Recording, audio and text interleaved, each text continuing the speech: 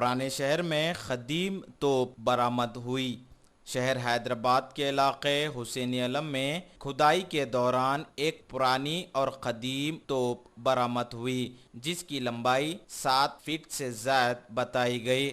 याद रहे कि पुराने शहर में रोड वाइंडिंग का काम तेजी से जारी है। इस दौरान ये तोप बरामद हुआ। चार मीनार पुलिस की तहकीकात जारी है। IND टुडे के नुमाइंदे से बातचीत करते हुए मुकामी नौजवान मोहम्मद आमिर ने बताया।